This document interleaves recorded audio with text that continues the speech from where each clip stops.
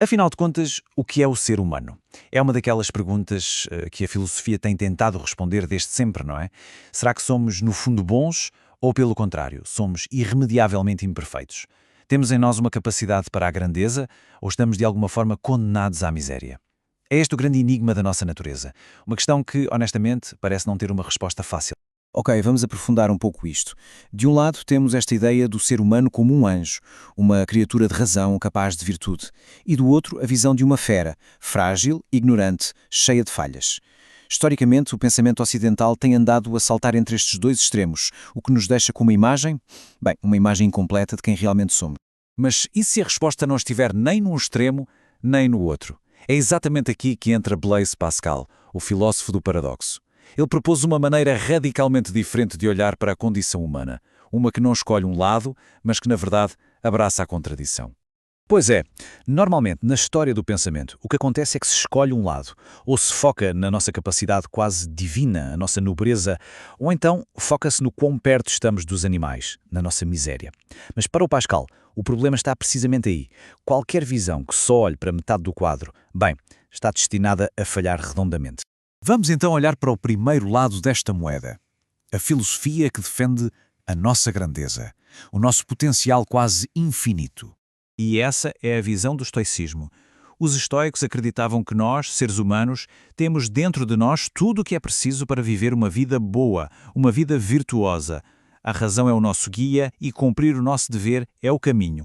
É uma ideia muito poderosa. E a figura central que Pascal usa para ilustrar esta visão é Epiteto, um filósofo estoico que, isto é incrível, apesar de ter sido escravo, ensinava sobre o poder e a liberdade da vontade humana. E esta frase, uau, ela resume perfeitamente o coração do pensamento estoico.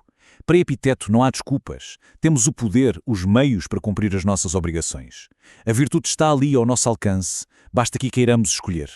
É uma visão de total autossuficiência e dignidade. Muito bem, agora vamos virar a moeda e explorar o outro extremo. O argumento que se foca na nossa fraqueza, na nossa falibilidade. Em oposição direta aos estoicos temos o ceticismo. Os céticos olhavam para a humanidade e o que é que viam? Ignorância, inconstância, uma profunda fragilidade, tanto física como moral. Eles duvidavam da nossa capacidade de sequer alcançar alguma verdade ou certeza. E o pensador que Pascal identifica como o grande representante desta visão é o ensaísta francês Michel de Montaigne. Montaigne, nos seus ensaios, despe a humanidade de todas as suas pretensões. Ele mostra-nos como somos influenciáveis, suscetíveis a doenças, à opinião dos outros, à dúvida constante. Quer dizer, se Epiteto nos eleva até aos céus, Montaigne puxa-nos de volta para a terra, lembrando-nos da nossa base frágil. Ok, então tínhamos estes dois polos, a grandeza dos estoicos e a miséria dos céticos. E é aqui que Pascal entra em cena para propor algo completamente novo, uma síntese radical. Para percebermos a jogada de gênio de Pascal, o contexto é fundamental. Reparem, ele está a escrever séculos depois de Epiteto e quase 100 anos depois de Montaigne. Ou seja, ele tem uma posição privilegiada. Ele consegue olhar para trás, ver estes dois grandes argumentos e, em vez de escolher um, consegue ver o quadro completo. A ideia dele é mesmo essa, integrar estas duas verdades que pareciam ser opostas. E este é o ponto-chave.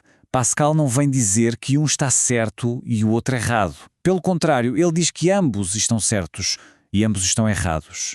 O erro deles não foi naquilo que viram, mas sim naquilo que ignoraram. Cada um tinha uma parte da verdade e essa meia-verdade acabava por ser um erro completo. A lógica de Pascal é brilhante e muito clara. Vejam só. Focar apenas na nossa grandeza, como faziam os estoicos, leva ao orgulho, à arrogância de acharmos que não precisamos de nada nem de ninguém. Por outro lado, focar apenas na nossa miséria, como os céticos, leva ao desespero, à paralisia.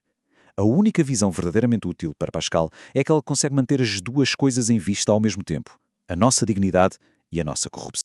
E esta citação resume tudo na perfeição. A condição humana acontece neste espaço intermédio, neste paradoxo. Não somos puramente uma coisa, nem puramente a outra. Somos a tensão constante entre as duas. Então, como é que se entende esta contradição? Para Pascal, a origem deste paradoxo é, na verdade, a chave para compreender tudo o resto. A explicação de Pascal para este paradoxo está profundamente ligada à sua teologia. Ele defendia que a nossa grandeza é uma espécie de memória, um vestígio do nosso estado original, da criação à imagem de Deus. A nossa miséria, por outro lado, é o resultado da nossa condição atual, da nossa queda, da nossa corrupção. Somos, na imagem dele, como reis destronados. Ainda temos memórias da nossa antiga glória, mas vivemos na miséria do nosso estado presente. E esta é a conclusão vital de tudo isto. Ignorar um dos lados da nossa natureza é perigoso. Mostrar a um ser humano a sua pequenez, sem lhe mostrar também a sua grandeza, isso leva ao desespero. Mas mostrar-lhe a sua grandeza sem o lembrar da sua pequenez, isso leva ao orgulho. A verdadeira sabedoria está em manter estas duas verdades em equilíbrio, sempre. E isto tudo deixa-nos com uma pergunta final, para cada um de nós pensar: como é que a nossa forma de olhar para a vida, para os outros e para nós próprios muda, quando finalmente aceitamos que somos esta mistura paradoxal de grandeza e miséria, de anjo e de fera?